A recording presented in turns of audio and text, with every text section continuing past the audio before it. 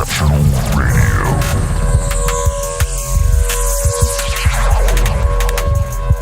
Exceptional Randos show is produced live in Sunroom Studios Base Capsule and in partnership with KLST 103.5, RadioCallisti.org. Remember to catch our Exceptional Randos live stream on YouTube every Sunday between 2 and 4 p.m. Eastern Standard Time. And if you have a story, idea, or question that you would like to share, we want to hear from you. Thanks for listening. Well, that was random. Exceptional Radio. Hey, good afternoon. It is the 24th of April. Good stuff.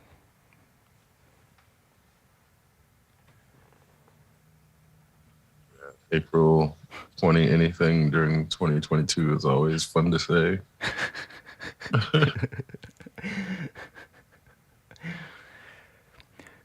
I don't know if you have been paying attention to like local crazy shit, but over the weekend, I think it's related to the weekend, and because it's like The shooting. Yeah, the shooting in town at a club, like in a second shooting just a block and a half away from it.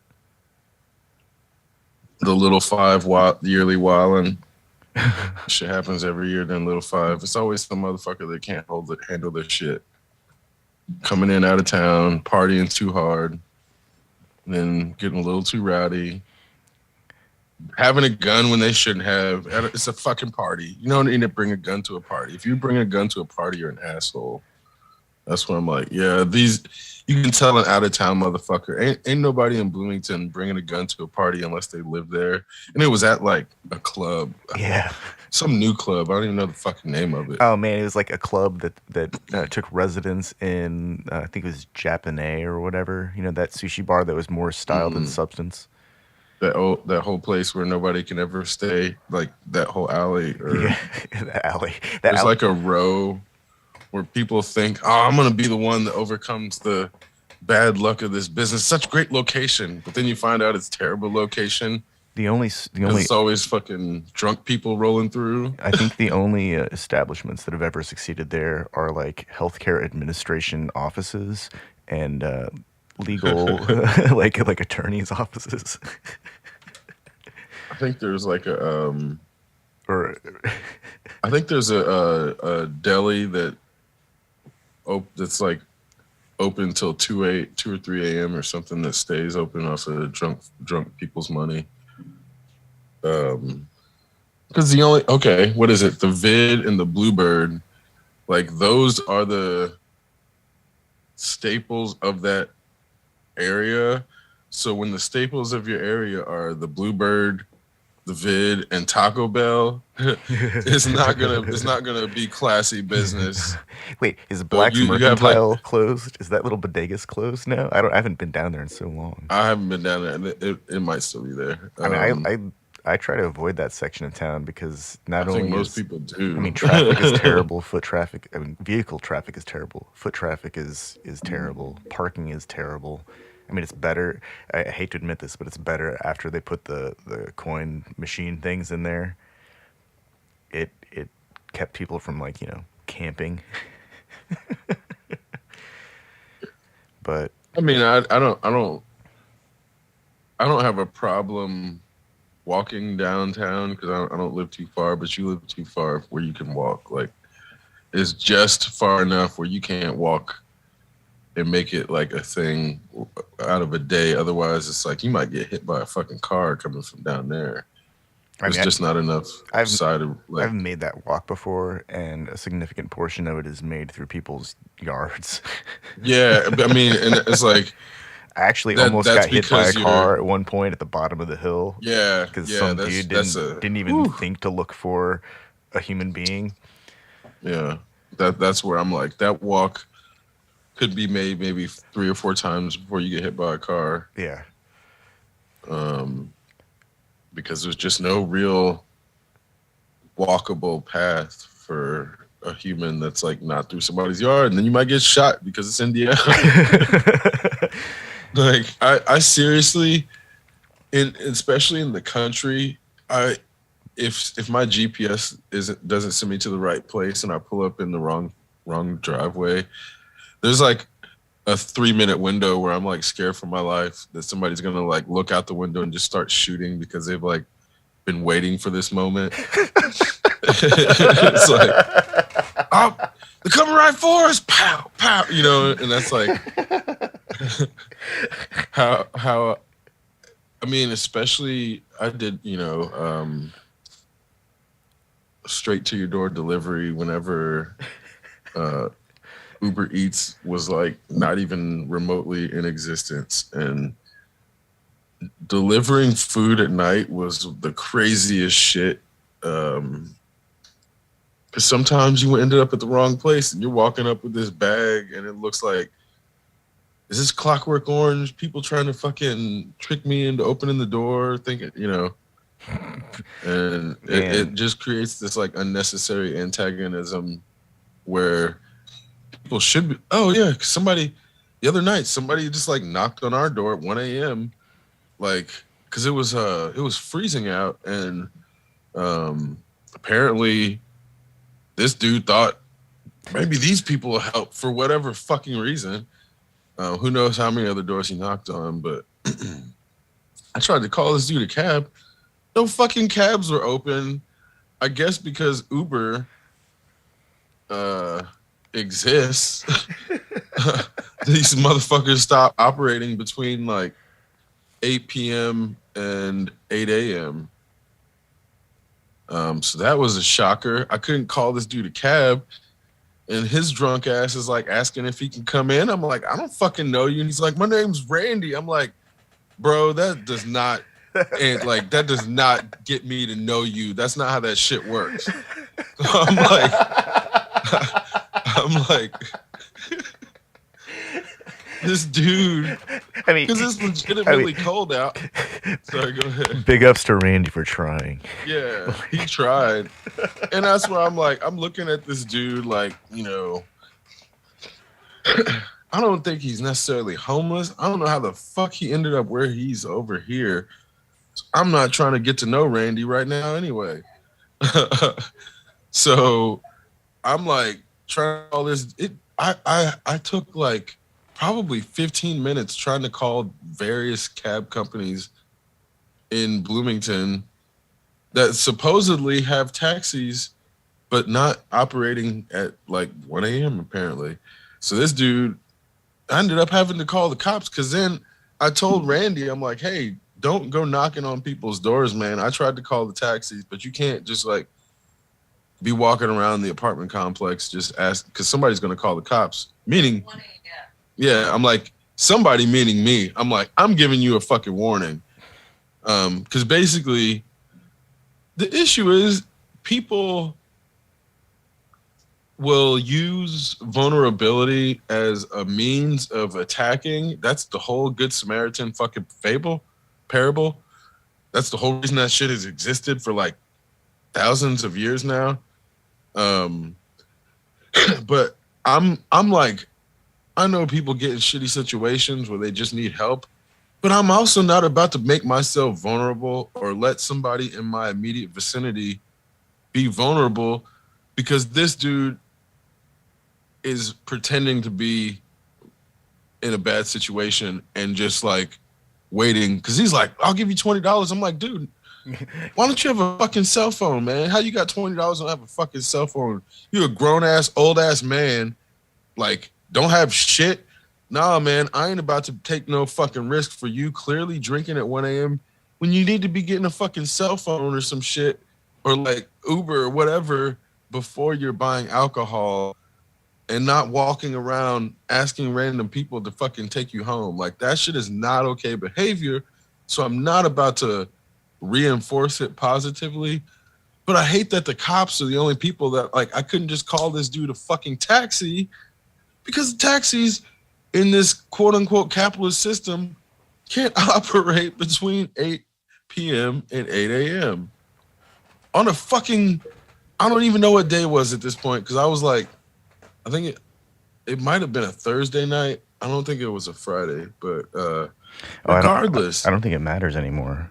It doesn't matter. We've got a really man. We've ended up in this really complex society where, people are willing to pay a premium for service, and if that just changes the nature of the landscape of access. If people, like you said, no cell phone, can't call Uber. There's no taxi to call anyways because Uber or Lyft or whatever. And I mean, places don't even have their own delivery services anymore. Some do. Domino's does. But for the most part, you order anything online and it's brought to you by one of the, 4 services that are available. And sometimes you find one driver who works for all 4 services simultaneously so they can drive their car. Then when that person gets COVID, none of them are working. And then Grubhub ain't working. And then Uber Eats ain't working. And then Lyft ain't working.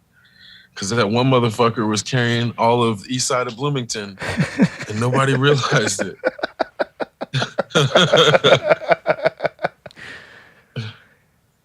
Man. It's like, man, it's wild. There have been multiple times this past week where we've tried to buy shit and we can't fucking buy it for one reason or another. And I'm like, this capitalism shit is on its last leg because it doesn't work for it only works for rich people and it barely works for rich people.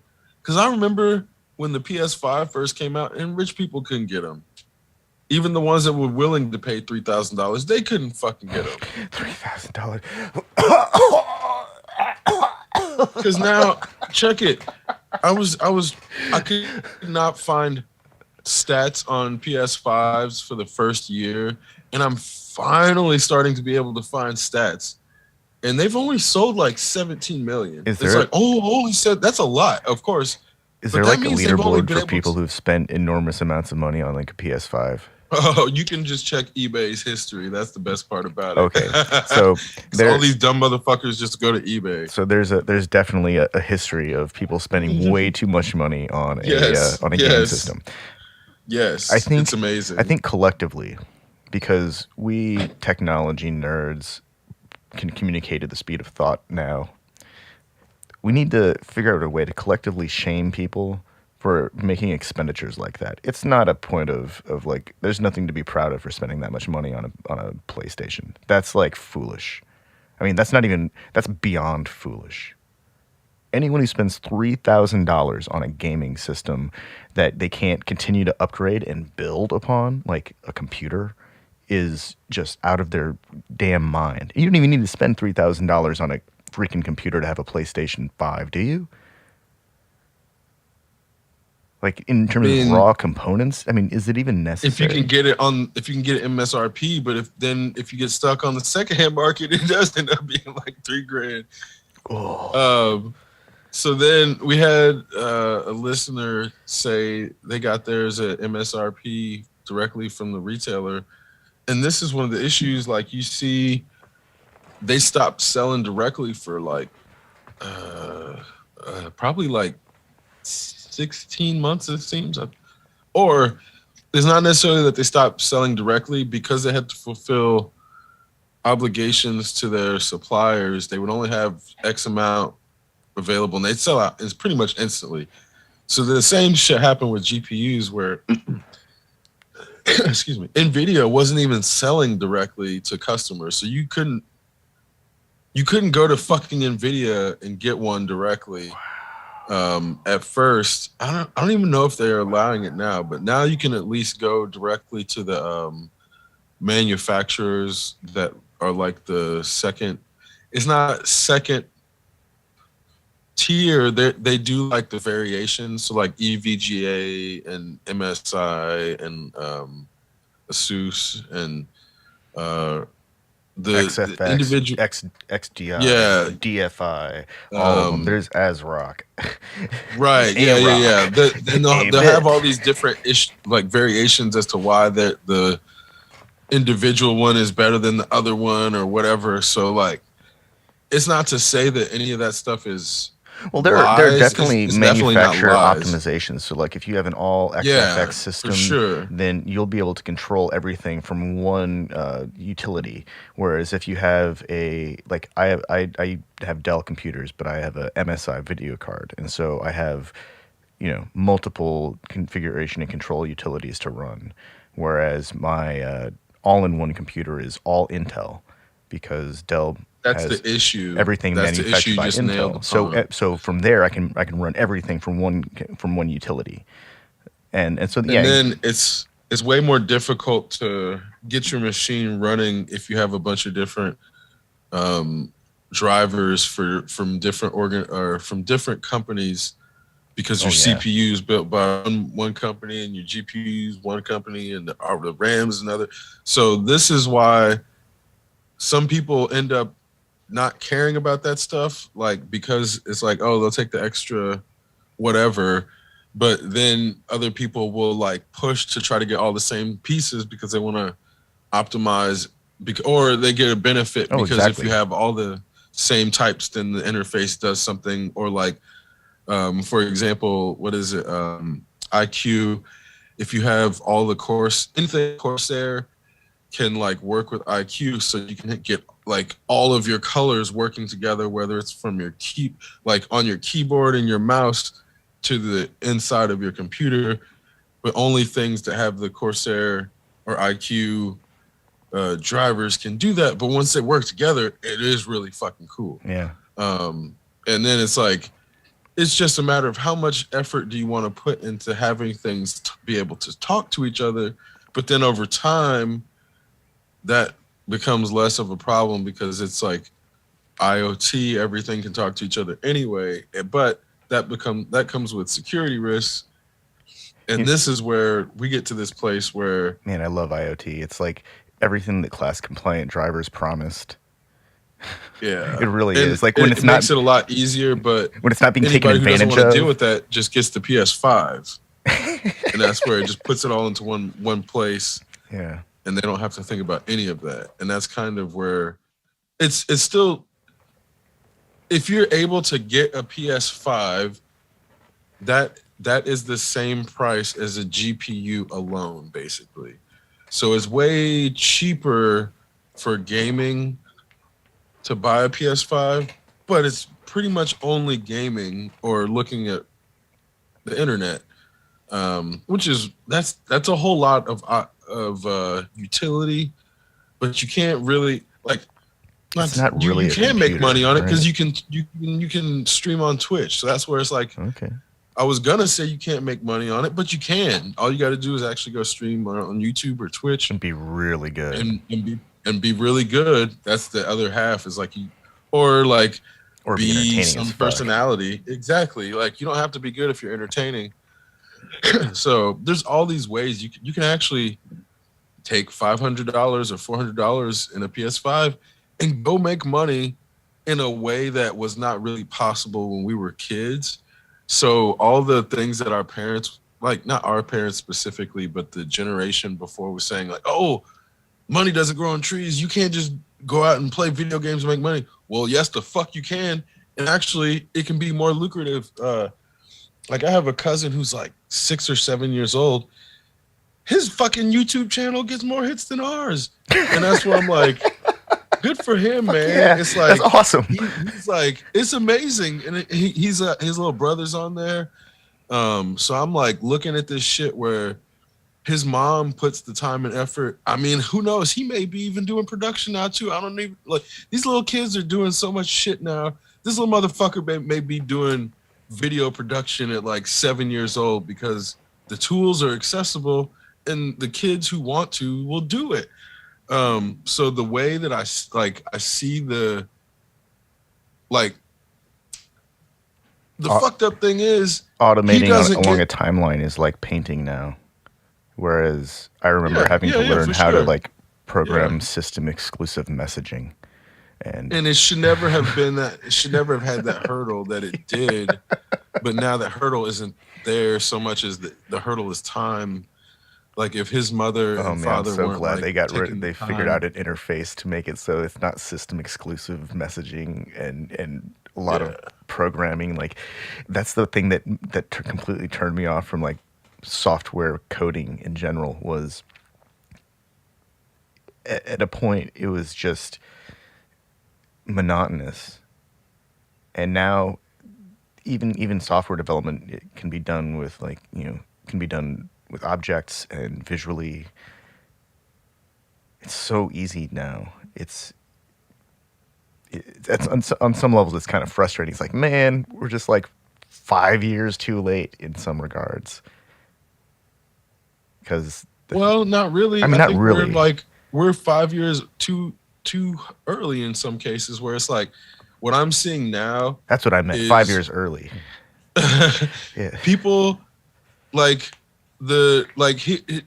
we're both, because the issue is if we had done this 5 years ago, we would be more popular because it would have been before podcast fatigue. But the issue is because we never wanted to like sell, we never cared about selling out.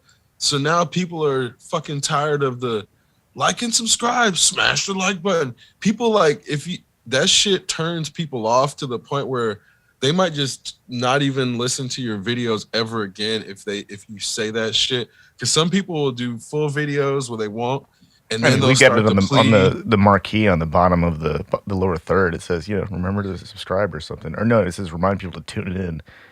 I think that's different. Maybe. Oh, that's way different. It's unintrusive. It's like you don't even have to see that if you don't like. You can look away, but if we're talking, and then suddenly we're like, yeah, we're fucking selling bullshit.com and their bullshit like ball shaving products. Fucking sorry, we had your attention. Now go look at this shit. And we're only talking to the men now because it's a stupid fucking shaver or like a fleshlight or something stupid. Some dumb fucking product you didn't need. Now we brought you in. We were talking about some really interesting stuff. I've got one. It's the man saw. It's for manscaping. It's the man saw. It's Fuck like a that depilatory chain like that man. women use, but it's for like male landscaping. That shit has to be a front for something. Manscaped, I'm calling it now because only so many incel balls can be shaved. They can only sell so many of those fucking shavers before they don't have anybody to sell them to. All the people, oh, you're not going to get fucking version 2 because you nicked your balls and you started bleeding and you definitely didn't get laid that night. So, like, 'cause all these people, they wait till if they ever fucking get a date, because they don't. They wait till the day and then they shave their balls and then fucking never done it before. So they don't have fucking steady enough hands to shave their balls and they cut themselves. And they're like, I'm going to fucking leave Manscaped a negative review and fucking go shout on Twitter. And then they look like dumbasses because they fucking cut their balls on accident because Manscaped sold them this fucking shaver and they don't know what they're doing. Like, oh man, Manscaped is like the culmination of everything that's wrong with this society. And every time I see a Manscaped ad, isn't it for like people who are guys who are afraid to go get waxed? Guys who are afraid to use a razor on their face, on their balls, I guess. Oh wait, is it like a special razor? Yes. It's like one like it's not. You're not supposed to use, the whole reason they call it Manscaped is because it's meant to be about your balls. This isn't like a mustache shaver. This is like specifically about balls. They, and all of their ads are so off-puttingly about balls where you're like, dude, why are we like, that's why the whole I totally misinterpreted. I saw this shit and I just ignored it because it seemed so absurd to me. But I thought it was like the whole package. I thought it was like an all-inclusive, like specifically about balls, bro. I thought it was the entire body hair package was the Manscaped. No. Oh, it's an isolated garden thing. If you saw their name, you would think it was the full garden. But it's specifically the bush, like, and all they talk about is the bush, and like, then you're like, dude, did the person writing this never actually have like pubic hair before? Because then it's like they'll be like, if your pubic hair is sticking out of your bottom of your underpants or something. Like, what? Who? What kind of pubic hair does? I mean, and it'll just be the most ridiculous pea brain shit. What is this, where like 70s, like giant 70s hairstyles? I don't even think 70s bush would stick out that much. I don't even. Because that was the era of big I wasn't hair, around, right? But that was the era of big hair, at least in photos. But it can only go so far. Like maybe they were putting some Afro sheen on it in the pictures and like picking it out so it looked longer. I don't know. I haven't like done a deep dive, but I definitely remember the pornography transition from like, I think by the time I was cognizant, it wasn't completely hairless, but it was like closer than not. But what the whole like transition to hairless pornography got so weird where I'm like, I'm imagining that there's probably at least 2 generations, if not 3 generations of people who were not raised on pornography with hair, which is like, that's fucking on its own. It's really insane. And the main thing being the access to pornography has gotten so much more widespread that now ball shaving ads are just like commonplace, where the amount of places that we see Manscaped ads is like really obscene. There's no reason for ball shaving ads to be as like, this shouldn't be anywhere for that matter, let alone like the way people, well, not people, the way men's magazines men's magazines can have ball shaving ads. Right, but the way men get upset about like advertisements for tampons or maxi pads that don't even show red fluid and they've been showing blue fluid for forever just to not offend males, probably. That's where I'm like, these sensitive ass motherfuckers will then have their ball shaving ads in everybody's faces as if like it's weird propaganda, man. This like notion of Protestant purity is being like pushed on us and reinforced in these weird ass ways where you're like, oh, you need to like shave your balls, shave your vagina. Like, wait, why? Hold up. What are we doing here? Is this for like hygiene or is this for aesthetic? Are you trying to like, I don't even understand that whole thing, but the way that it became like a cultural imposition because of pornography and because of like one specific aesthetic preference that then became the dominant preference for whatever. It's just weird, you know, like as if, and then Americans will talk about how they're all free and shit. And then like have women getting breast implants and ass implants to reaffirm their gender. Get pectoral implants and butt implants. Men get calf implants. Men get ab implants to reaffirm their gender. And then get confused when trans people want to do it. Like, you motherfuckers have been getting ass lifts and tit implants and facelifts and fucking Botox for how fucking long? And you're confused when trans people want to do it? How? How?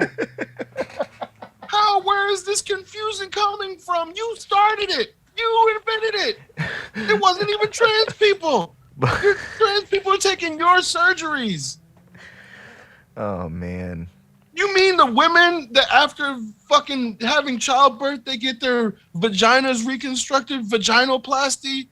Their genders are reaffirmed because fucking pregnancy destroys vaginas and they don't talk about that shit. And they've had a whole industry built around reconstructing vaginas so women can feel better about themselves. But when a trans woman wants to do it, I don't get it. There's gay agenda, trans agenda. What the fuck? What kind of cognitive dissonance does it take to be doing shit for decades. For decades. And then when somebody else wants to do it, we need to outlaw it. We need to outlaw. You can't even say that word. Don't say trans. Don't say gay. What?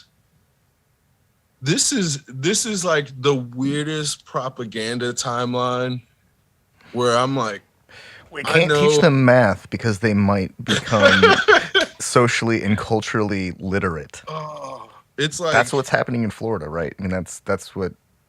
Also, wait, no. Here's the other dumb shit that's happening in Florida. Florida's great leader signed the bill that takes away Disney's self-governing rights over the Reed Water community or whatever it is, and it's going to be divided. The assets, or the debts rather, will be divided between 2 counties in Florida, which amounts to like a bit over $1 billion, and then so distributed amongst the taxpayers of both counties, this tax burden turns into something like $3,000 per household. I think we actually predicted this, bro. I'm pretty sure we talked about this happening. Like, if this happens, like, it's gonna. I know we talked about this. I don't remember. Like, I'm gonna have to go back and listen, but I know we talked about the potential for this happening, where it's like, this is the ultimate implosion of capitalism on itself. The snake eating its tail. Yeah. And when shits like this starts to happen, it's really over. In the best possible way, because there's too many people that exist that want to keep existing to depend on this shit. But really what we've had the whole time is like 6 or 7 dudes sitting on most of everything, not giving a fuck about long-term existence, only using their syphilitic frame of mind to make decisions about how the rest of us will exist after they're gone, in their minds thinking that they can somehow get off of this rock and maybe go into like code or something, or they're going to turn themselves into fucking, I don't know, zeros and ones, and Elon's convincing people that that's something that's within the grasp of our little fucking monkey tech, but they're deluding themselves and deluding their own little armies into basically like holding the rest of the world hostage. But like, based on the fact that now we have an American self-immolating on the fucking, I forget if it was in front of the Supreme Court. Yeah, if we got people self-immolating, I couldn't even find anything about that other than that it happened. Because they're not covering it. We're like ground coverage on like everything at the fucking. It's crazy how much shit that the media will try to like figure out how to cover to reinforce capitalist vision before they put it out. It's fucking wild, and that's where I'm so ahead of it now. I understand how to like not, I mean, even down to, again, like, one of the things that I've realized over time is that capitalism makes you think that you need money to do anything. And when you and I started this, it was like we had so many concepts of how we wanted to like go forward with it. And it was like, the purity of the concept was always like waiting for capitalism to fucking poison it.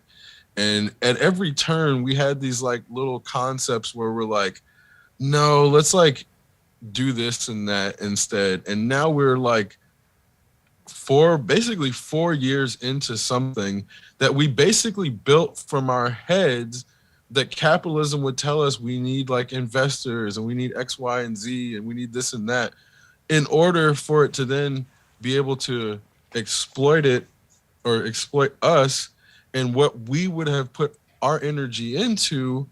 But this is where building things has its reward that capitalism wants to let you think you can buy or invest in, but you can never actually get until you build something for yourself or with people. And usually with people, it's better. And these are the things that it's like.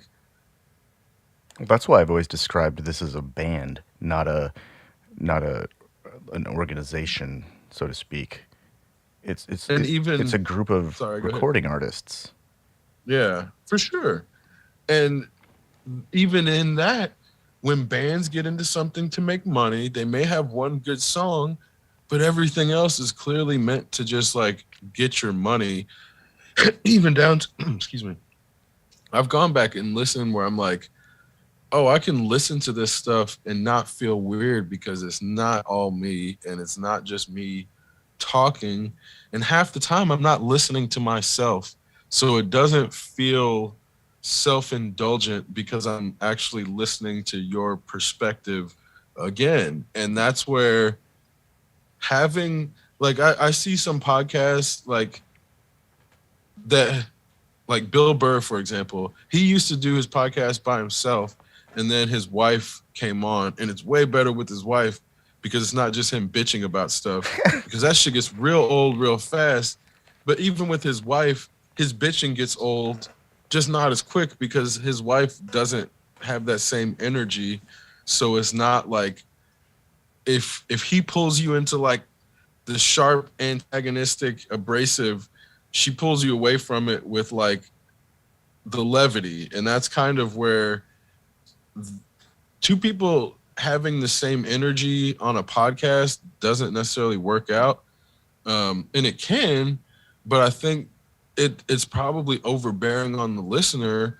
But in that, there can't be a singular perspective and not have that shit get stale.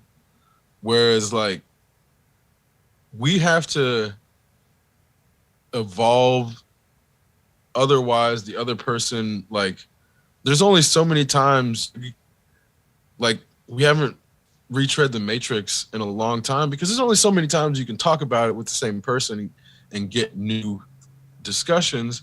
But eventually we'll figure out something that we haven't discussed amongst ourselves about that and go back to it.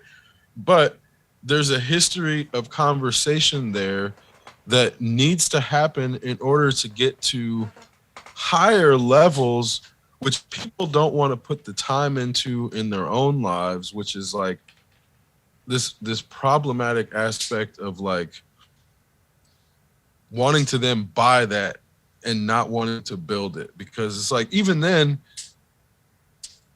you have never been the type to just jump into something, as far as I can tell, in terms of like trying to build something. It's like always like, no, let's like make a plan. Let's fucking write down our plan and then figure out like the first step and have something on paper that, or on a file or on a Trello or whatever.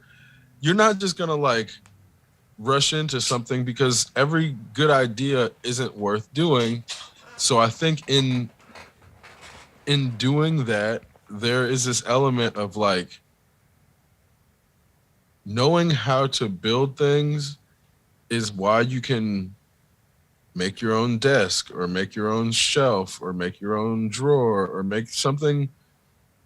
Like, you can apply that to any point within your means, but when you want to do something beyond what you normally do, you work with somebody else. And that's like, it's not just on the show. It's like you do that with like cars and fucking guitars and music. There are things you can do on your own, and then there are things that need more people to become something else. And I think until someone does those things, there's no real discernible difference, and they think they can just buy their way into those. And it's like, I've seen that desire to be part of that process become part of the exploitation within capitalism, which is again where at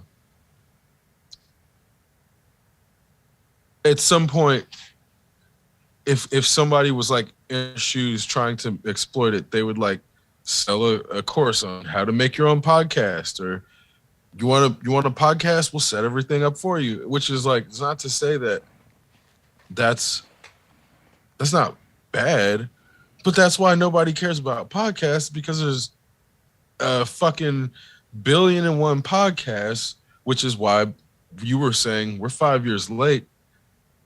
But on the other hand, because now everybody's tired of those types, ours is like revolutionary, ahead of its time, which is like, is really crazy. Well, actually, I think it's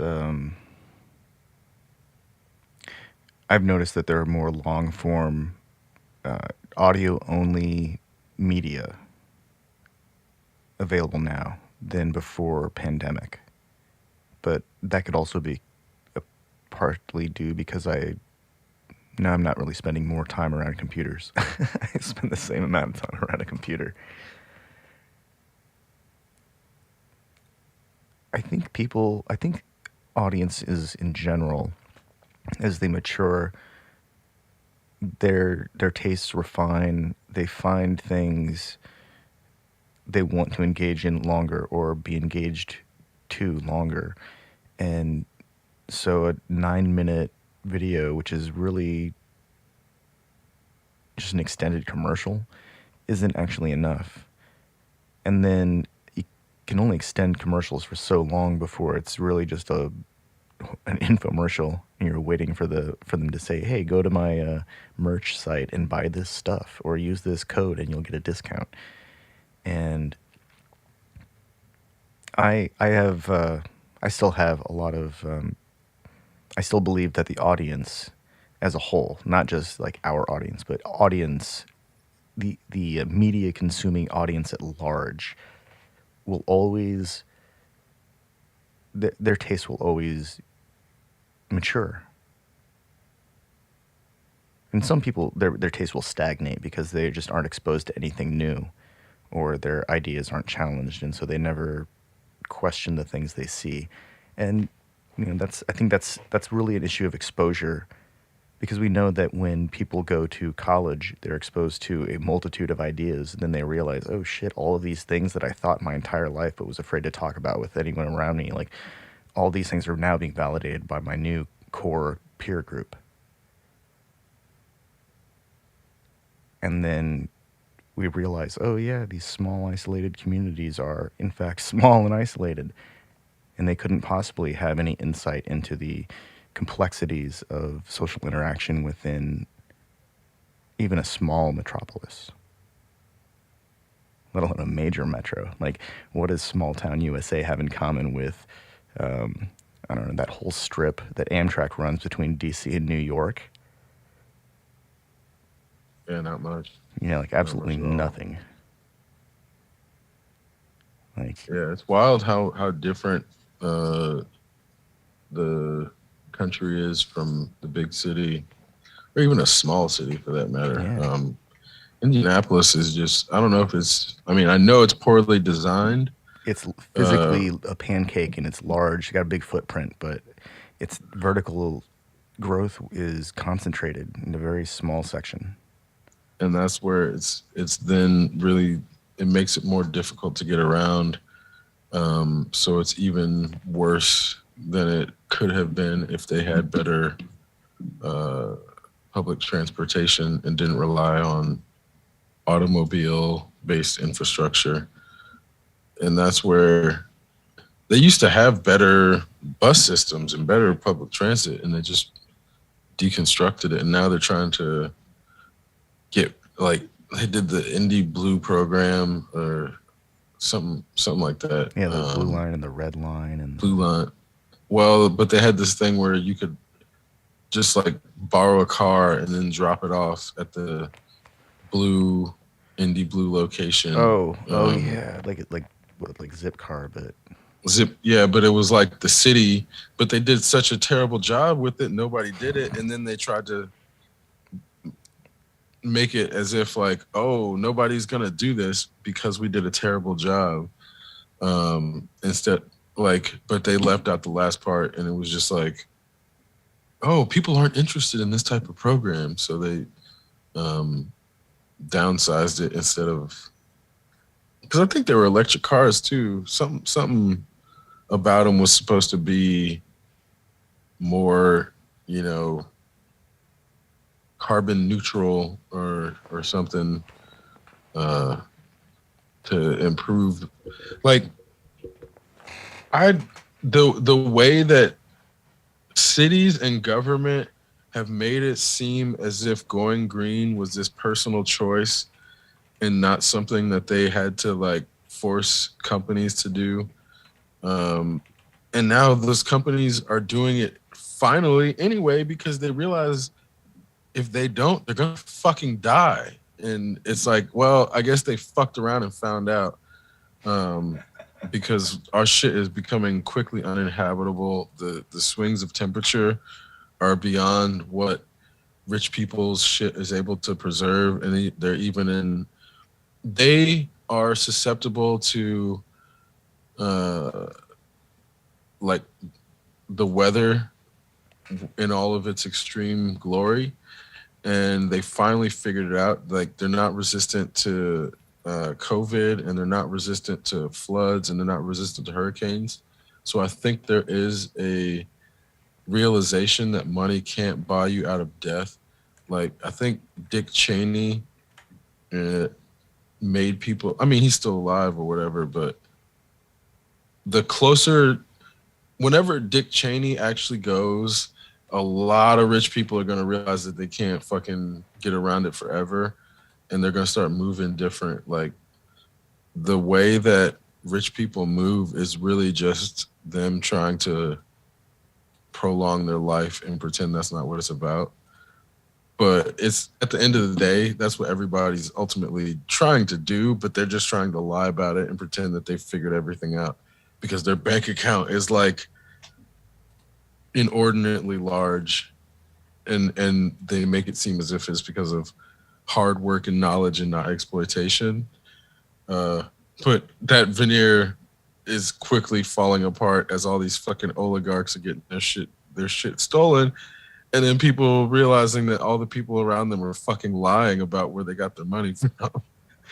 So I'm loving it. I'm loving to see this shit fall apart because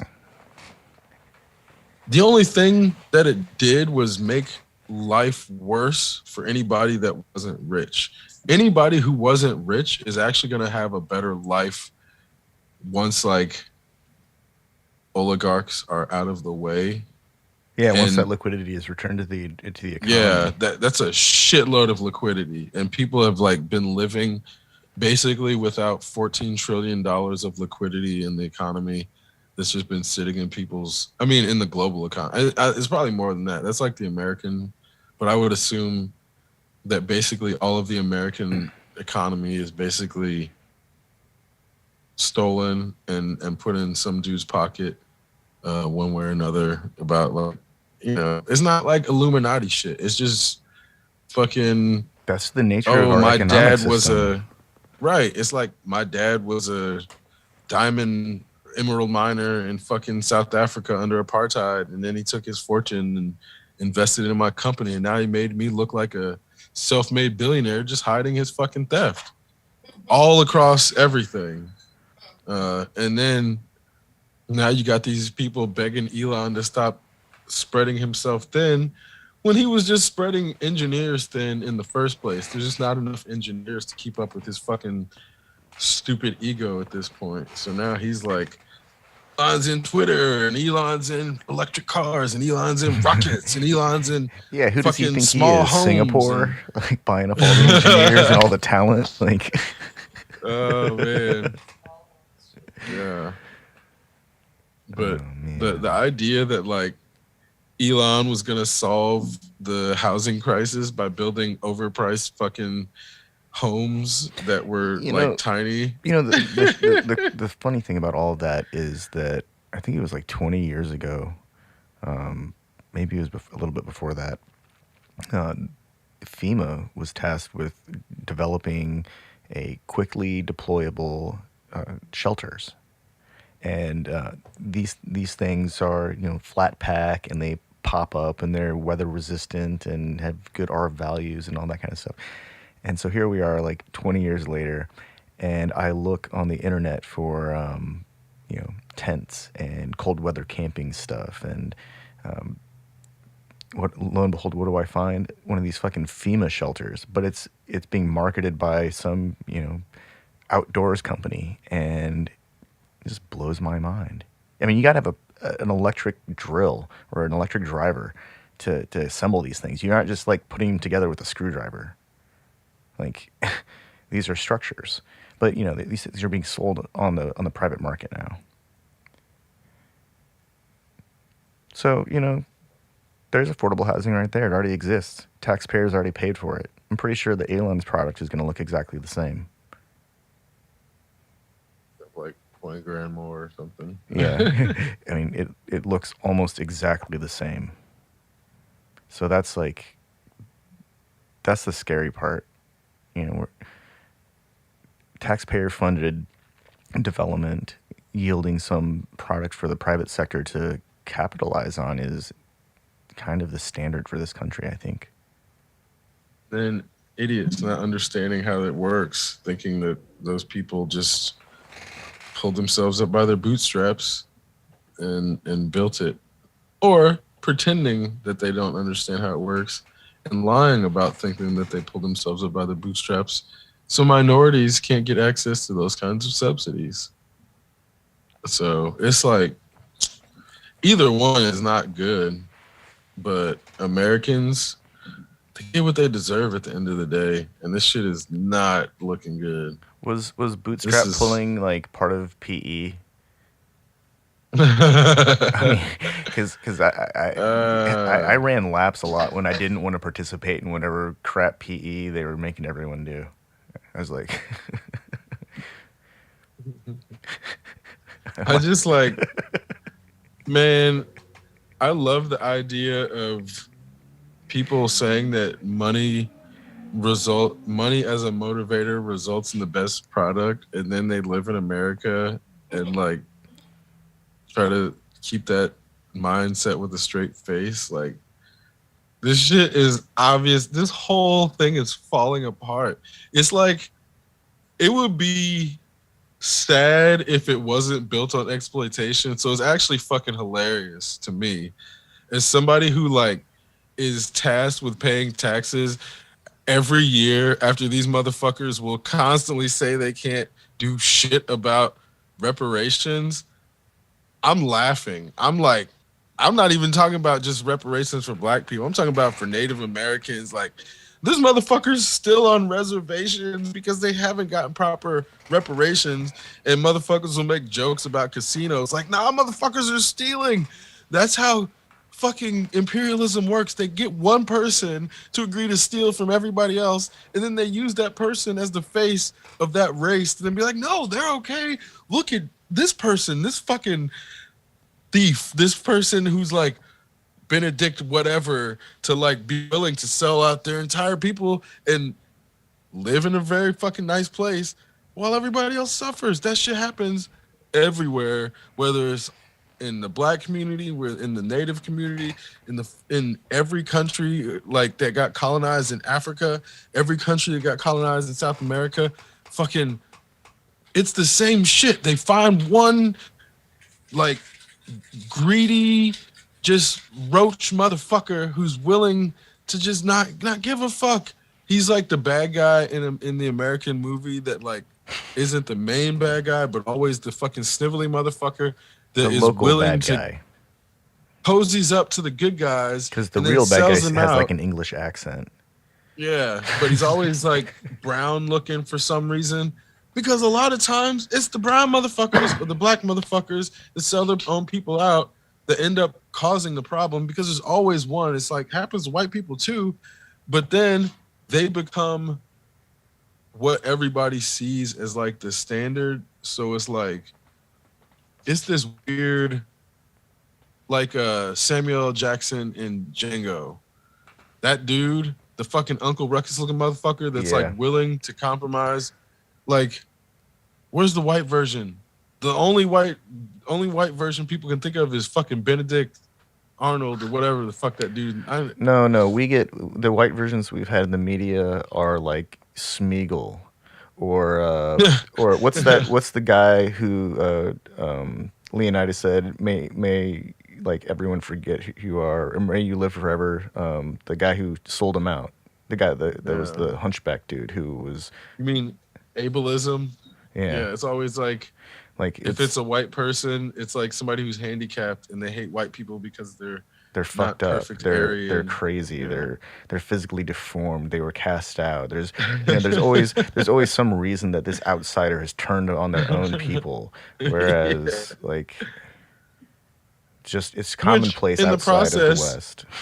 they never really make a condemnation of white culture for shunning handicapped people. No, they celebrate they celebrate killing babies that weren't perfect. That's what Spartan culture is. It's killing infants that aren't perfect. Yeah, and that shit gets lionized. Like we want to be Spartan. Like the truth, the reality that people moved on after that and said, "Oh, but it's okay because all this other shit." It's like, no, bro. They killed babies. They killed their own babies. Europeans want to be Greeks so bad. Like killing their own children. That's like the most horrible fucking thing imaginable. Like, wait, why are we celebrating? They will justify assholes? anything. Holy shit! Why are we celebrating? Like the Spartans did some fucked up shit. Spartans did a whole lot of fucked up shit in general. Like they had slaves too. So nah, we ain't about to romanticize no fucking Spartans in this house. Not my house. I'm not about to do it. Like really? As far as like that whole era, like the only person that I think is cool is like Spartacus. He's like the only dude I'm aware of from that era. Yeah. Samson. Those are the only guys. Especially they're the only cool ones. Are advocating for diplomacy. No, let's fight. Even if there's only 3,000 of us. You dumb shit. That's why your fucking legacy got turned into a legend because you're not around. Yep.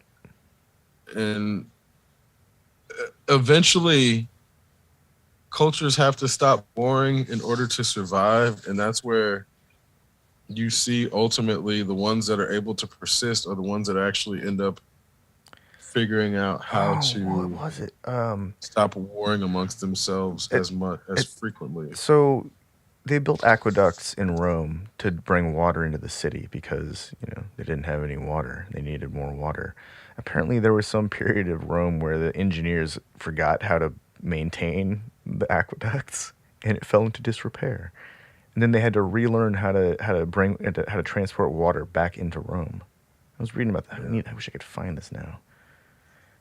It's one of those mind-blowing, like, wait, are you telling me the city has been around I know it's been around for that long, but it's like, it was around long enough that people, like, forgot what the fuck they were doing? Their education system momentarily collapsed sufficiently that they didn't have enough people who understood how the water worked? Oh, whoa.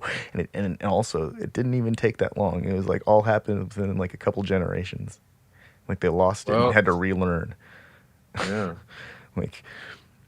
So it's. And I bet it's like that the system didn't work for the scale. So it's like it wasn't even necessarily that they didn't know how to do it. It was that they were trying to do the same aqueduct system in a way that wouldn't scale with twice as many people or 3 times however many people there were by then. Yeah, I think. I don't know off the top. I'm just thinking in that. No, that's like a very reasonable assessment. Like the cities grow exponentially, and it's hard to even fathom how quickly a successful economy will attract people, and how those cities grow. They grow so fast that it's kind of incomprehensible. And so even in classic Rome, like they had, vast supply chains. They had legal systems. They had police. They had libraries. They had schools. They had trade schools. They had, all the things that we have now minus the technology. And so it's kind of humbling in a sense, like You know, we could do a lot of these things without the technology, but I think it's the speed of technology which is what is our real advantage. That's the only thing that really Yes. separates anything now. It's the speed of technology, how fast we can develop things, how fast we can move a physical object. We can send I could write something down on a piece of paper, and if I had the means to do so, I could put it on a plane and have it shipped around the world, same day, and somebody would read it, in a matter of hours. And that's if I wanted to have a physical document sent, you know. Oh, okay, so here's the crazy shit. Okay, I in my retreat from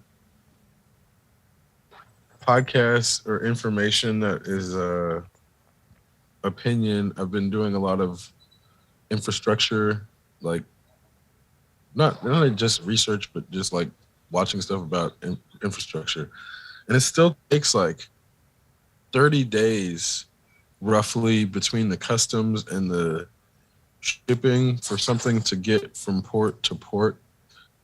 But it's the information processing that makes it seem like it's happening like from your order to the next day, is that they'll have anticipated inventories based on needs that will have shipped a month ahead of time. I mean, not necessarily just a month, but it'll be sitting in their warehouse, but it's already gone through the customs process, and that's what's showing in the inventory, compared to like if you order something directly from China, it'll take at least a month, if not 2 months sometimes. 3 months because it still now. has to go through. What's up? Maybe 3 or 4 months now because of Yeah, that. maybe 3 or 4 months now at that. Have you seen recent images of the boats that are still in queue to come into dock? Oh yeah, that's fucking crazy. It's like I can't remember the search queue or the search terms now, but I've been periodically looking at those, and every time I do it, like the horizon gets more and more solid with, like, in terms of the density of ships. And it's one of those things like, man, I didn't realize. I mean, obviously there are a fucking boatload of boats in the ocean, but you never realize how many boatloads of stuff there actually are just out there waiting. Yeah. Just waiting to come into America. We don't realize it because our economy has created the illusion of the possibility to order something and get it the next day. Yeah. Where it's still, you can't even get something if you order it from China. It's still, if you directly, it still takes like you said, like now maybe 3 months, maybe 4 months. But our shit makes it want to seem like they can get it. We'll give you this special fucking backdoor entry. You just got to pay extra $500. Oh, I mean, you'll get it tomorrow. If you really want something from China, like next day, it'll cost you thousands of dollars because you're going to have to pay for some Chinese person to deliver it.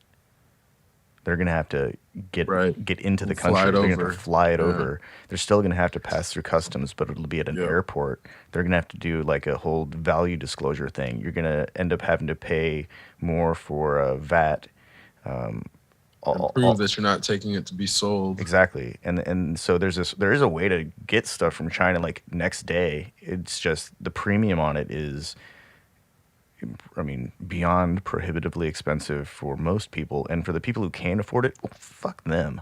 Like, seriously, if someone's actually buying shit like that, like paying for some person in China to hop on a plane and deliver stuff, like their private shopper, I mean, I gotta admit that's actually kind of cool, but also that's so fucked up. The whole concept of private shoppers definitely do that up. shit for sure. Yeah. Well, because I remember our school took us on a shopping trip to like New York or something. Is it New York or? Today, kids, we're gonna get on the bus for 14 hours. No, we flew. We didn't get on a fucking bus. Hell no. But that's why it's so crazy because I remember Park Tudor flying multiple places as a kid where When I got on the the plane in high school, idea. it was to go to a band competition, jazz band thing. Well, and that's where I'm like, man, I had such a weird experience of like high school, and it's like beyond Disney TV show shit where I'm like, the stuff that happened on Disney TV shows and beyond, like it doesn't even sound real. Cause then I'm like, it must have been my junior year. They flew us down. There was like me and a few other, like maybe four or five other, maybe 5 or 6 other students, because they were from other schools, but they flew us down to Florida A&M and had took us around for a day, and then had us back before midnight. And it was on like a G4 or something. Where I'm like, I can't imagine that happening to a high school kid, not for basketball or football, but for academics. That shit was that shit is still insane to me. And then like we went to yeah, it was definitely New York because we saw no, that was in Washington. We saw The King and I play when we were in like middle school at like On a stage? yeah, it was like the Ford Theater. That's cool. Um but like no kid appreciates that shit in middle school. It was just some shit where then you realize that like rich people don't know what the fuck to do with their money, so they like send their kids around on these like little cultural safaris, and it's like I didn't go on the Model UN, but they took some middle schoolers to The Hague, and they were all like getting high and shit. I mean, in fucking middle school, man, and they definitely did it in high school too. Um, Yes, kids, come to Belgium.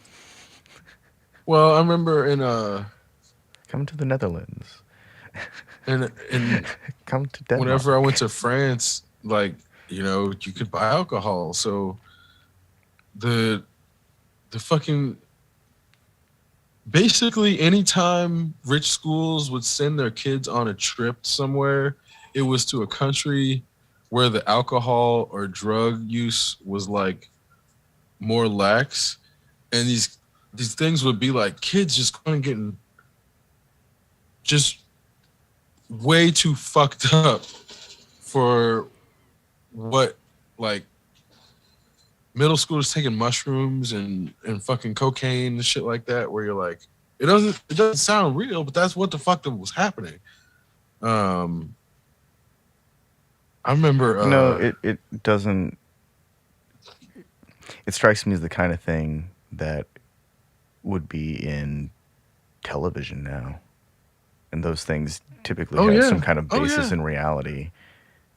Oh yeah, because that's where I remember specifically being in study hall one time and looking over, and this freshman had a line of cocaine on her desk, and I'm like, this girl's wild. Like, and she's like now like a mother, straight edge, all this stuff. But I'm like, I got receipts. I saw you in study hall doing cocaine on your desk in fucking high school. Like it was no big deal. And that's where I'm like, that's just a random event. That's just a random occurrence, because this like rich kids are wild, man. And I swear, not being a rich kid and being around them, you are more restrained, but you see what they're doing, and you don't get to like actually participate in the things that they're doing because you go to jail. Like if I had done any of the crazy shit that these rich kids were doing, oh man, I never would have made it out of middle school. I never would have made it out of high school. Might have been in fucking juvenile or adult prison.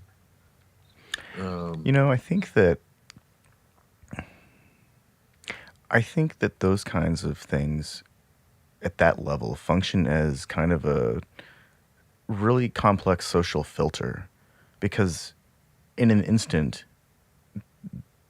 everyone who is going to party is known. They're identifying themselves. Everyone who's going to take advantage of, oh, guys, we're in the Netherlands. Let's go get some Molly and some weed. Like those people will be. It's you know just as well as I do that somebody who ate some roll isn't going to be able to hide it.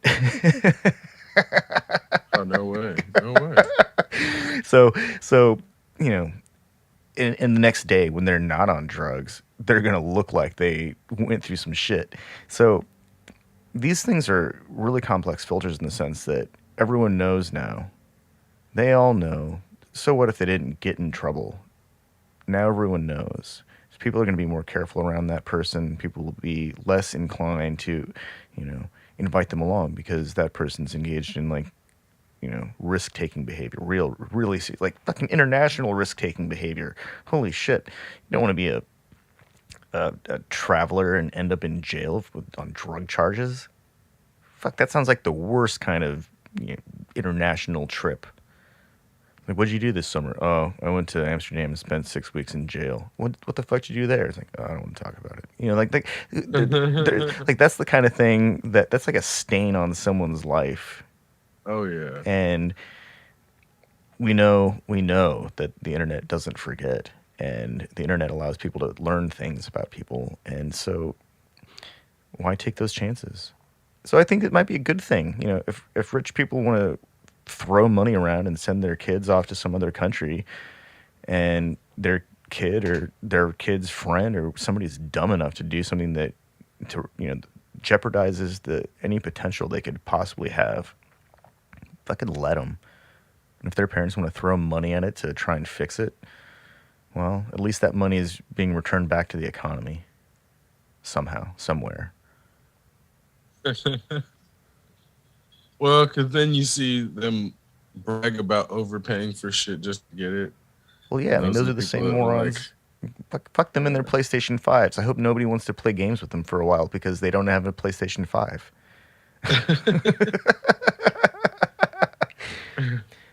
I mean, what good is an exclusive-ass game system if there's nobody to play games with? Mm-hmm. Because nobody can afford the game system. Yeah. Well, on that, full circle, they only were able to make 17 million of them so far as I can tell. So that's where, because of whether it's the chip shortage or they didn't have enough access to hardware or whatever, it doesn't seem like they've been able to produce more than 17 million, which is where then you look Xboxes, they've sold 12 million, but people aren't clamoring over them, so they might have made more than that, and just aren't selling them. So I just don't see people fighting to get Xboxes, which is wild because I guess now it seems like Xbox has more, or Microsoft has more exclusives.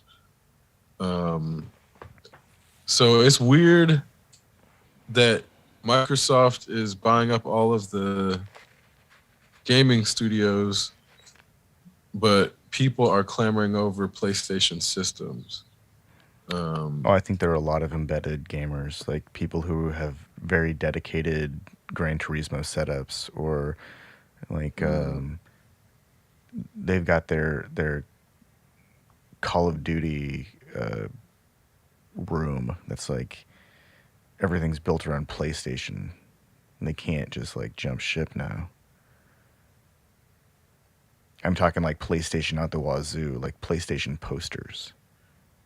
Like that level of PlayStation fanboy.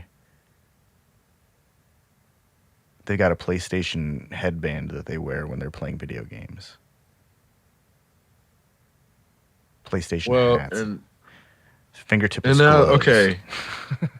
Realistically, I think the least amount you could spend on a computer to get something that's even close to a PlayStation 5, it would probably be about $1,000 at MSRP, and if you'd be lucky to get the GPU at like 400. I think there's like That's more than the price. What kind of GPU do they have? I mean, I feel like the 3060 would be the lowest somebody could get to get. Because here's the issue: PS5 frames are locked. Oh, okay, yeah. And I don't think they'll get anything more than 60 FPS. Yeah, you don't necessarily need to, but in that it limits. Well, it reduces requirements for the hardware. Well, and they're just never going to be able to hit numbers that other shit. So like something that's not limited will be able to hit like 80 frames per second or 155 or whatever. Whereas their shit's locked. But then on top of that, the cooling in the PS5 isn't great, so it can't really get the high, like when it starts hitting the highest ends of the GPU usage on there, it starts to stutter, which somebody who's building their own computer can like work around or alleviate or adjust the voltage on their shit, or like sometimes slightly underclocking is better than overclocking, or depending on what a person's doing or what game they're playing, the game may be optimized for more CPU offloading of cues, so that like all of the visual processes aren't taking place using the GPU, and they're offloading some of the visual math off to other parts of your computer. But the PlayStation 5 having a fixed set of hardware can only do that so much, whereas a person with their computer can keep like upgrading individual parts, which is where, like I said, a 3060 with a really good CPU and like 32 gigs of RAM and a nice box or a nice housing to actually be able to cool it would run like a grand, but it'd also be upgradable to the next generation, but it also would work for like at least 5 years, I think. I mean, do you think the games are even good enough to demand any of this stuff? That's the issue, is like the developers aren't really pushing the hardware, and they won't be pushing them for like another 5 years. I don't even care about like resolution or effects. Are the games, the stories even good? Are the characters interesting? No, not really. Are they just carbon copies? I'm just going I've seen so many games that are based on like what's the epic Unreal Engine, like Unreal 5 just came out. Yeah, I mean they all look amazing, but it's like, okay, these all kind of look like the same game with a different story. And you're nailing on this thing that is the point of diminishing returns with big AAA studios. Like Unreal Tournament was awesome because they were the only people that had the Unreal Engine. But now there's like bajillions of Unreal Engine games. Like where? So these are just different games. They're different. The same game with different skins, same physics, same lighting effects. If the stories don't improve, I don't give a shit about the lighting effects.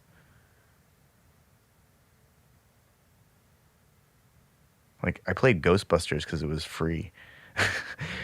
I played it. Oh, the remastered? Yeah, it looked cool. Yeah, it looks pretty good. It looks good. It looked great, but the story, cutscenes don't look good. But it reminds you like how much they've done. That's true.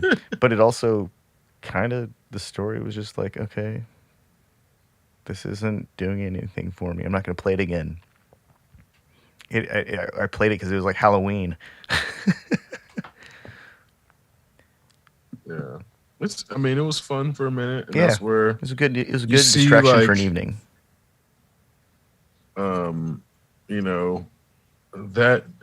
That was basically the standard for IP licensing and not the exception.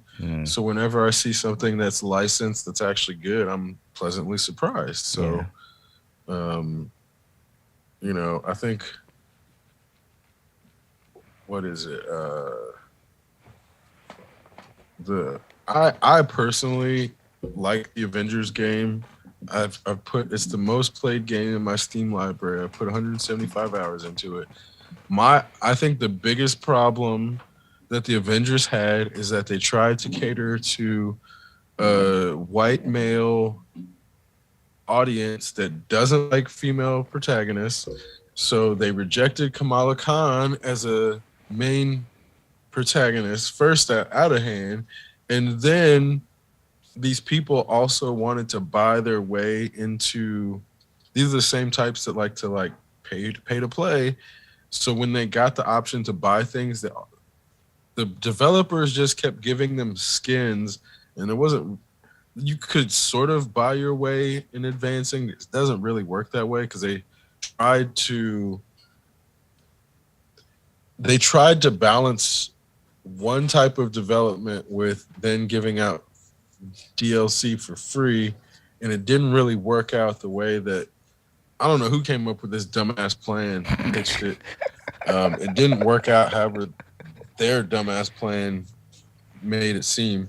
So now It must have sounded Avengers really is good in the boardroom because they approved it. yeah, it must have. But now they have like no roadmap for the game. And then it's like the weirdest shit because I can't imagine being so upset that I would ever go post anything negative about it. But I've paid money for a lot of things in this capitalist paradigm. I definitely got my money's worth out of the game. So I could never imagine going online and like getting angry at the developers for not delivering their previous milestones on time because they weren't paid content. So like the way that this white male demographic was treating it, it's like I quit too if I was them. I don't blame them. And it's only a matter of time before the Avengers game falls apart. But it's weird to see how game development is looked at as just this, oh, how can we make money off of this instead of like what kind of art can we make out of this, which then you see the smaller studios actually making art. And I feel like personally, I feel like art exists in the small studio, and I don't know if it ever actually existed in the. I mean, there are pieces of art that come through and come to exist from a big studio, but it's the culmination of a lot of people who have the independent artist mindset coming together and not necessarily like Sam Raimi. He's a big studio artist now, but he's not really a big studio artist. Like his art does not come from that mindset. And I think there's a huge difference with somebody. I think the reason Sam Raimi is able to do what he can do is because he knows how to do a lot with very small budgets. Mm-hmm. And so when he has a huge budget, he's like, seriously, guys, we can finally do everything. We're doing it all this time. Let's do everything that we've ever talked about doing, and we're going to call it Spider-Man. And it's the same with like James Gunn. You can tell that there are these people who they don't actually have money driving their art. So when they actually get money, they just use that money to make bigger art. Not necessarily better, but it's usually an expansion of their vision. So that's where I see these things happening. And a lot of times the art isn't actually in the big studios. Like Eternals, like I would struggle to call it art. I don't know if it like tries to be art, and I feel like it fails because it's also trying to be a product, and it becomes more of a product than art. and it fails at both in the process by proxy of trying to do both. And this is where I think there is art that can be a product. Those things can coexist in the same piece, but big studios are more interested in what sells rather than what is better art. And that's how we end up with like 2017 Justice League. And then you see what the artistic vision was, and it was way better. But then because the studio can't figure out how to monetize that, they just like abandon that. There's no actual profit. I mean, there is toxic fandom and cult following in art as far as it seems, but that's not necessarily going to translate into money. So I don't think capitalism is interested in that. Out of all of the hours that I've put into the MCU, I still can't figure out how Eternals actually fits into it. It seems like it's a hey, we're also in this story universe opportunity. I'm sure that there's like a valid explanation for why it exists, but I couldn't even. It was just hard to watch. It didn't seem like it fit at all. Sure, it's a superhero movie, but they could have called it anything, and it still would have been. It still wouldn't have felt like a Marvel movie. It was like a Marvel movie in looks only. At least with the continuity that they established with all phases of MCU thus far. It's like the only one that doesn't. Even Black Widow makes sense in the context of all of the MCU, and it's terrible. I mean, it's objectively worse than Eternals, but it makes sense in the context of MCU. Well, and this is where the studio and money machine wants to turn MCU films into a color palette, filters, and specific story beats. Yeah, it's a roller coaster. Which is why they're all predictable. There's nothing that is surprising, and you can always figure out who the villain is in the story by the end of the first act because they introduce him at the very end of the first act for no fucking reason. And it's just too goddamn predictable at this point because they all follow the same goddamn beats. Yeah. They're roller coasters. Pretty much. No, that's really it. Pretty much. I think it was Francis. There's nothing wrong with that. No, that's a type of entertainment. It's the blockbuster roller coaster, a visual spectacle. They've just taken it in a different direction. You know, speaking of superhero movies, I'm really happy that the Batman is not a roller coaster. Like, if it is a roller coaster, it's not like a normal roller coaster, at least not one that I identified. Also, 3 hours. Holy crap. Yeah, that's partially why I haven't watched it yet. I didn't actually finish it.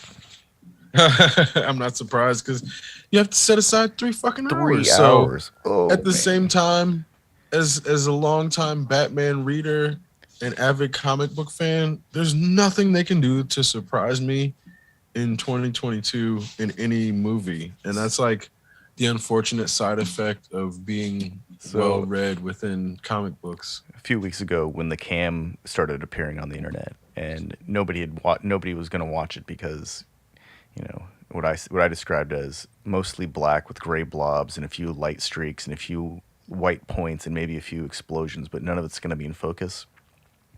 Well, from what I saw in the hour and a half that I could sit through, it was all of that but actually in focus.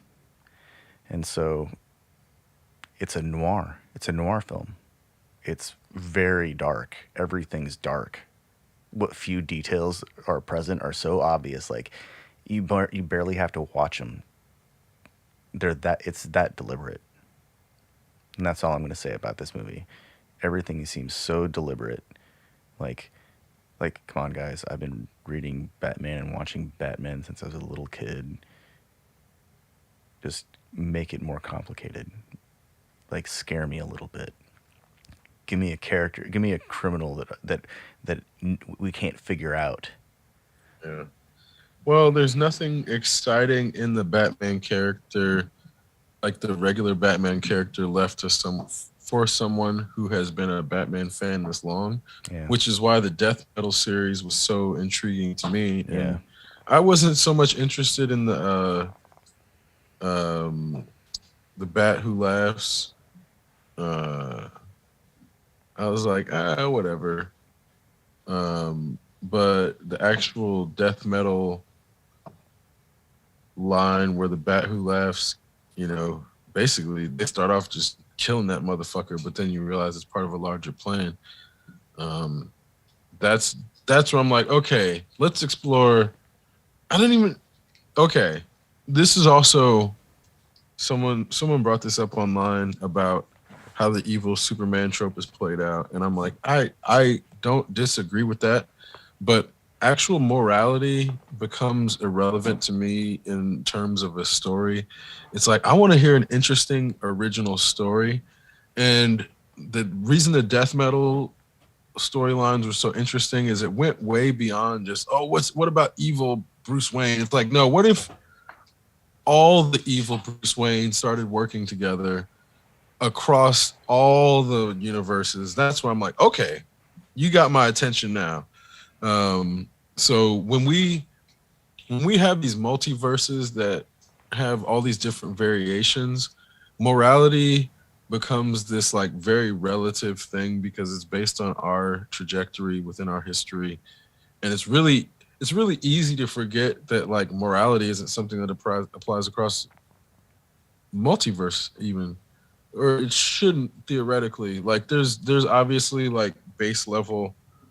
um this is where the debate would get to: is there like a base level set of morals that apply across all multiverses? And it's like it's really actually really difficult to even get to like one that's shared, and most of them be like, yeah, don't fucking kill kids or don't fuck with kids or something. It's like that's about the only one. But in that, the examination of how these things came to be what we would perceive as bad is why the explorations are interesting now. Like, I don't care. Like, Bruce Wayne, whose parents died, and he became a billionaire by inheritance, and then you find out his grandparents were like shitty trappers that were like fucking up the environment, but they don't frame it that way. They try to lionize them, and they were living off the land. Yeah, they were fucking settlers that were fucking shit up. Let's call it how it is. They were the precursor to destroying the environment. Fuck them. Fuck all of them. Then his Thomas Wayne, undercover CIA, glorify this motherfucker for having a double life too, and living undercover and also exploiting poor people and making a fortune. Fuck him too. But then Man, no wonder Gotham it's City's such a shithole. yeah, because you got these people Built on the lies the and blood. all lies, man, all lies. But Gotham City, I love the idea of it actually being alive, which is something that also gets explored in the other comics, but in this one specifically, Gotham is um, Gotham is a city that's a variation of Bruce in one of the universes, and that's the one that they make their home base because it's alive and it also morphs, and it's like kind of like Dark City, and like it can like reform itself and restructure itself, but it's also cognizant, and it's also fucking it's like shaped like a bat. Uh, so it's like they basically take the Bruce Wayne mythos and deconstruct it as much as possible, but like in the process, they still have fun, and they like inject humor where necessary, just so you realize like, okay, this is done in fun and not because we take ourselves too seriously. Oh man, I Uh, just so you just gave me the idea for the best crossover universe ever. Fucking, we we we are standing over a pod, and Trinity says, "Do you think he's ready?" And he says, "Of course not." And then they just crack it open and pull a Bruce Wayne. I was like, "Bruce, wake up! We need your help." Yeah. And, Well, and in the Matrix, I he can mean, tap into being Batman because he's Batman, but outside he's a scrawny dude who has been stuck in a pod most of his life. well, and this is kind of where these variations do similar shit, but within the DC universe. So one Oh, of the but we can also variations. they also have to wake up Tony because they need his help too. Well, We get here's all of them where in one movie. if Tony was there, he wouldn't get his help. He would like take over his life and become Yeah.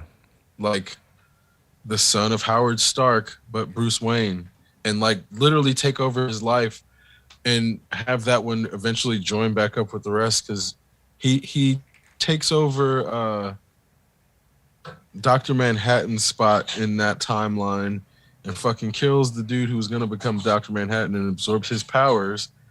And he's just jumping around different timelines, absorbing people's origin stories and by proxy their powers.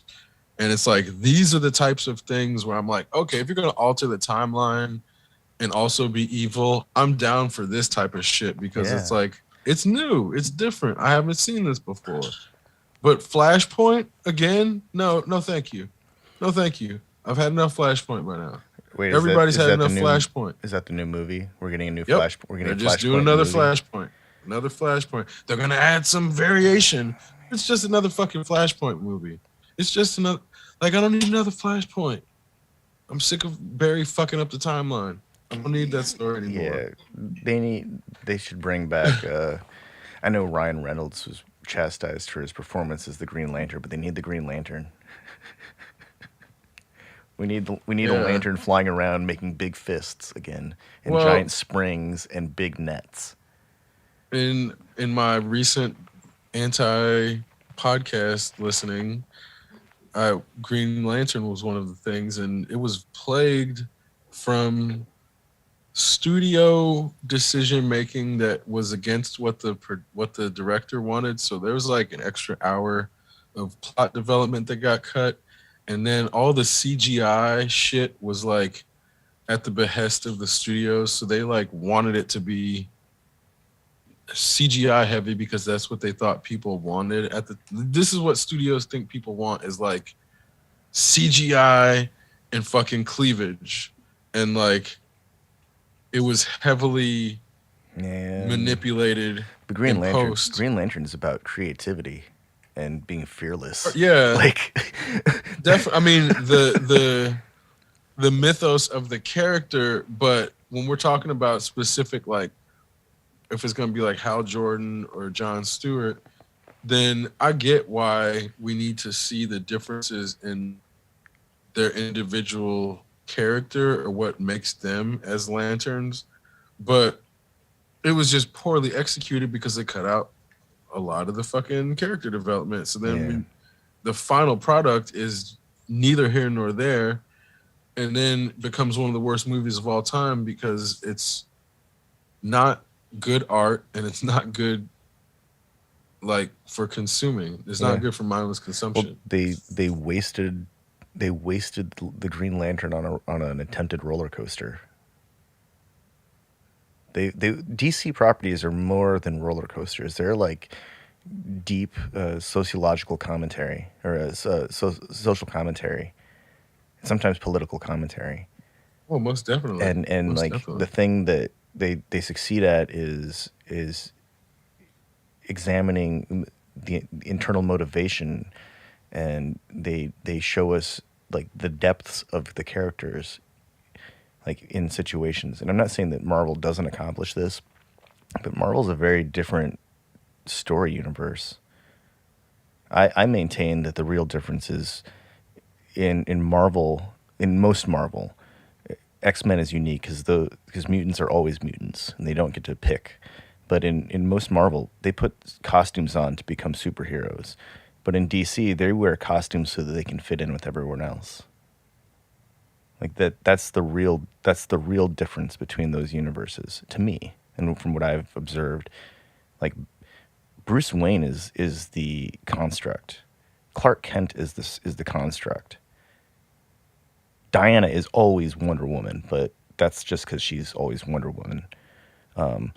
Martian Manhunter has to put on a construct to coexist with normal people. He has to put on a costume. They all do, and like their truest selves when they are doing their thing. In Marvel, though, Tony Stark is Tony Stark, and then he becomes Iron Man with a suit, and that's like the standard for all of those people or all of the characters. Well, in Marvel. he's not a mutant though. I know, that's what I mean. Or an inhuman. That's why I preface that with, like, pretty much everyone in X-Men, mutants, they don't get a choice. They're always mutants. But Marvel characters, they put on costumes. And in DC, they take off costumes. Oh, I see. Yeah, I see what you mean. Yeah. I'm not saying one is better than the other, but they approach everything. They approach the problem differently, and it's good. Yeah. Diversity is good. I see what you mean, and I do think that's like an accurate examination of like the general writing approach to the character construction. And you could like find individual examples that are like, oh, but it, like, realistically, that's like how they approach them in almost all of their books and definitely the movies. So I think anybody would be remiss to try to like argue against that point, because it's like that's even down to when DC tried that show Powerless, it was like they were really the first ones to do it, which is why it flopped. But you see, I mean, I enjoyed it. I thought it was really fun. But you see DC, like, they're really like, let's examine everything but the superpower fight. Yeah. And like, look at all, which is why the CW universe is like largely teenage melodrama, and they're really good at like having plots that would work well for teenage melodrama, while also being able to be modified to not be as adult. Even down to like, okay, like the Dr. Light character is a fucking horrible human being, and they included him in Titans, but they like water him down just enough as to where the Titans TV show could be like okay to watch for teenagers. Whereas like a lot of DC stuff is not fit for children, like just straight up not good for it would not be suitable for anybody under 18 to read it. But because it's like drawings and cartoonish looking stuff, Americans are like, this is for kids. I don't think Titans is for kids. I think anything. No, it's definitely not for like kids. Any but I think story it's involving for teenagers. Yeah, but like any story involving Trigon and possession, that's like, granted, that's totally some teenager alley, but oh yeah, but it's some of that stuff gets really heavy, like really hardcore, like cultish shit. I mean, have you seen Euphoria? Not yet. I haven't watched it, but I know the shit that they're discussing on a teenager show is like way worse than anything I've seen on Titans. Oh wow! Which is where I'm like, yeah. No, I'm like, I didn't even realize that was a comic that was based off of a comic.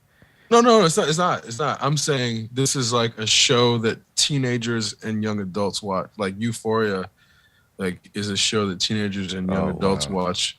But the subject matter is like way worse than Titans. That's where I'm saying like, I know. I mean, like I said, I don't watch it, but I know the way the situations that people discuss on Twitter about it. It's definitely way worse than Titans. Man, way worse. And I know Zendaya is supposed to be a fucking high schooler, even though she's like 20 something. So. That's the other thing about American media taking like 20-something-year-olds and pretending they're high schoolers so they can portray like hypersexualized high school activity without it being like actual child porn. And then we have a generation of people who think that that's what teenagers look like. Right. Oh, that's even more fucked up. And then there's a lot of side effects of that specific thing, but a lot of the body dysmorphia comes from having images of high schoolers being played by actual adults that neither men nor or young men nor women could ever become because they're like 10 years or 15 years older. Like when Tom Welling was like fucking 24 years old playing a freshman in high school. 24, bro. 20 fucking 4. Oh man. By the time he graduates high school, motherfucker's 28 in real life. You mean I, as a high schooler, am supposed to be like trying to live up to this 28-year-old man's like aesthetic or standard? Like, oh, let me go for the 5 o'clock shadow as a 17-year-old boy who can't actually grow a beard yet. And this motherfucker's walking in. Hey, what's up, guys? Did you guys see the latest on whatever channel? Of course, that's gonna cause some body dysmorphia in a fucking kid, and they're gonna start taking steroids to look like Tom Welling's grown ass.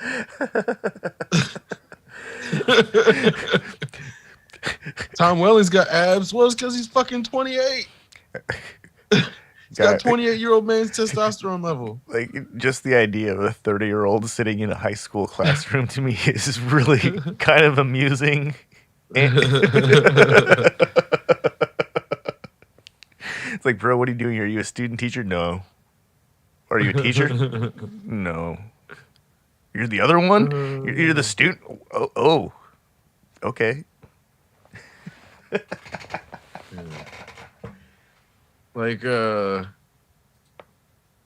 you remember that movie Dangerous Minds? Oh, with the Coolio. Michelle Pfeiffer? Yeah. The motherfucker who's like the lead character in there is probably 35 when he's supposed to be a senior in high school. Dude, he's got like life scars on his face. That's from living. That's not like acne or fucking razor bumps. That's like life scars. But no, he's a senior in high school. Man, he promised his grandmama he would graduate, and he's just living up to that promise. That was mean. Yeah. That was really mean. His grandma's probably a really nice person. No, and apparently they like changed the fuck out of that movie. This is where they eventually they turned that into a TV show. Oh, that's crazy. But you see how far away from real life they make shit to then try to create this image. And then when you realize like the thing that actually happened, you're like, why would you do this way? What are you trying to make us think? There's like, because all of the grown-ass man in high school. What the fuck? All of the people that used to play gangsters in movies are like the farthest thing from gangster in real life, where you're like, oh, these people were like trained actors, and the only thing Hollywood would allow them to be is like, oh, you're gonna be a Blood or a Crip. Every movie, for some reason, Bloods and Crips are gonna show up. And this is what like somebody who went to the best acting school in America would get cast as, because then there's just like this whole period of black actors only being in terribly stereotypical roles if it's not a black directed film. And it's, you know, I think we just had to deal with it for a while. And now anything that is not those roles are what racist people call woke casting. But they just want black people to be servants or gangsters, so they don't have to think too hard. How is this black man a doctor? That's not realistic.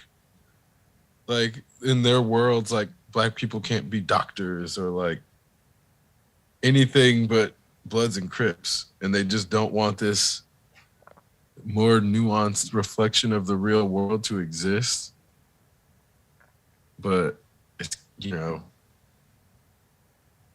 it's it's really crazy to just look back on media and see what things actually made it to the big screen. Like, man, I'll never get over that casual racism in Demolition Man.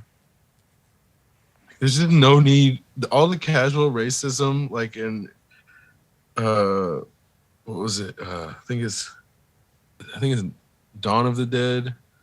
Yeah, Dawn of the Dead just has so much casual racism in it. I'm like, God damn, this is just like. Have you watched any of Halo TV series? No, I haven't had a chance. The bad Asian accents are Oh so God. Oh bad. no. This story takes place 400 years in the future, and the Asian accents are so bad. Like, Oh no. like I can't even. How? 400 years in the future, and they're still speaking with bad Asian accents. You mean to tell me that a spacefaring humanity hasn't like figured out how to obviously they're being portrayed by contemporary humans who still think I don't know. Yeah, and whenever Foundation had their quote unquote bad guys have vaguely Arab accents, that like made me uncomfortable. That kind of turned me off from that part too. That was like, really? Yeah, that shit. Why? I know they're like trying to set them up to look bad, but they're gonna be good. But I'm like, this is uncomfortable. Yeah, I mean, at least Empire is a total piece of work, and it's easy to dislike Empire in Foundation. Right. They made it very easy to absolutely detest Empire, but no, it's just one of those things. Like, man, they had to make the rebels, the insurgents, have bad Asian accents. Really? Okay. Noted. Duly noted. Let's see what else. Put this in mind.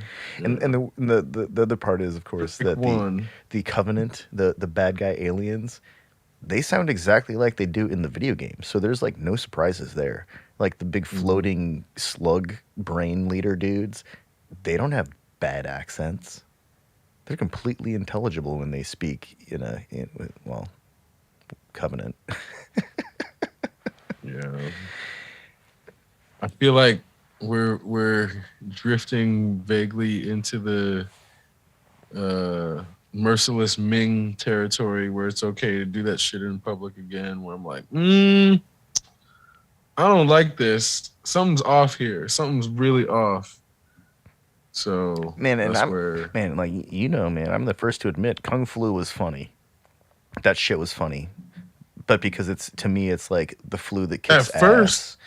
It was funny at first until it started becoming like the precursor to hate crimes. Well, yeah. And then we're like, holy shit, wait, what's happening? Like, what's going on here? And that's where I was like very I don't know which disc was I? I was all of the disses. Discouraged, disheartened, disappointed. Yeah. Whenever they started passing like anti-lynching measures, when like if any person looks vaguely Asian, they are the most at danger right now in the American theater. Like, we ain't got to worry about black people getting lynched right now. Fucking let's like protect people that look even remotely Asian, because fucking Americans don't care. They'll look at somebody who's Mexican and think they're Asian and think like, oh, I fucking Kung Flu, and then they start attacking this person. And that's what's happening now. Yeah. Like, nobody's getting lynched. So passing fucking anti-lynch measures, thanks, but no thanks, America. Too little, too fucking late. How about we protect Asian people right now, because they're the ones at most risk? Even, it's like, the Muslim hate is like, I'm not trying to remind nobody, but remember like 10 years ago how much like Muslims couldn't just be out in public? Like, Muslims are no, not even that. We can like see Muslims in public now, bro. It's wild. It was December 19th. Or Sikhs that look like Muslims. It was December 19th when the Chinese made their announcement in 2019. So it's only been 2 years and 4 months, 5 months. 2 years. The racist memory is not long. Like, it hasn't even been 3 years. So, we don't have to go back that far when the Islamic tensions were so. I mean, it was like you couldn't even cut it with a knife. Last time you heard ISIS? Oh, that's a really good question. Is ISIS even around? Did COVID kill ISIS? Maybe COVID got him. Man, I haven't heard shit about ISIS in so long, or ISIL, whatever the fuck they are now. They must not. They must have accomplished their goals of trashing museums and setting fields on fire, and then now they've all got COVID in their caves, and they don't have the caves full of COVID. Cave COVID. Oh man! And no reputable doctor is gonna go into a cave full of COVID. Those things are poorly ventilated. Yeah, maybe. I don't know. That's actually kind of amusing. The idea that global pandemic was more successful at thwarting global terrorism than any military act. Right? Pretty much. That's what it feels like.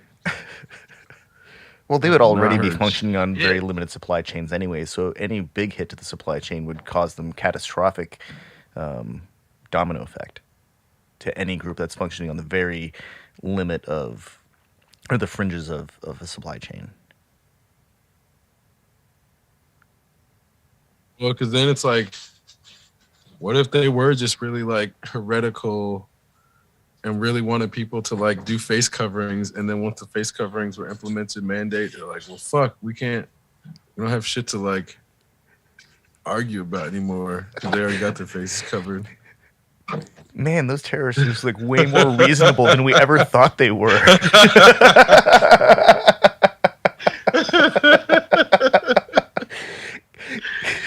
It really was about the face covering. Yeah, we just had to put masks on this whole damn time. They would have chilled out. Fuck. Oh man, that'd be if only that were. But I think it's just as reasonable that pandemic killed terrorism. So it really did, man. It really did. Well, because that's where. Except in Russia, I guess when it's on the scale of Russia, it's considered war. Yeah. Or when white people are doing it to other white people, it's not like terrorism, right? That's when it's war. Yeah.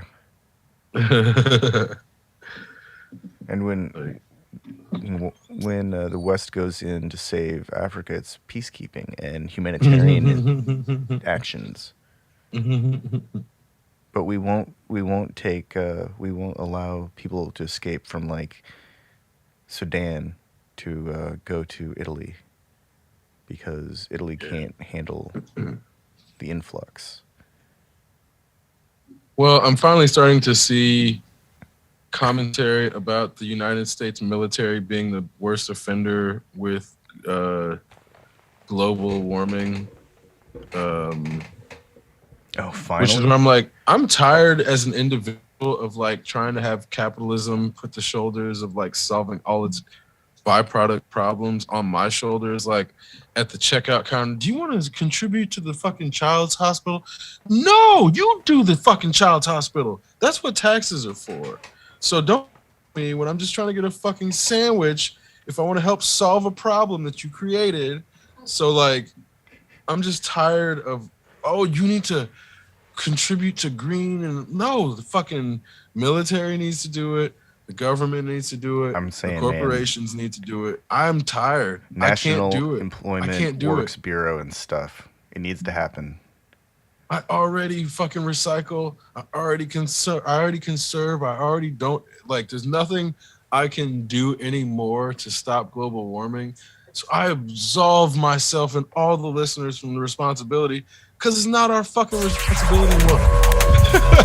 Exceptional Randos show is produced live in Sunroom Studios Base Capsule and in partnership with KLST 103.5 RadioCallisti.org. Remember to catch our Exceptional Randos live stream on YouTube every Sunday between 2 and 4 p.m. Eastern Standard Time. And if you have a story, idea, or question that you would like to share, we want to hear from you. Thanks for listening. Well, that was random. Exceptional Radio.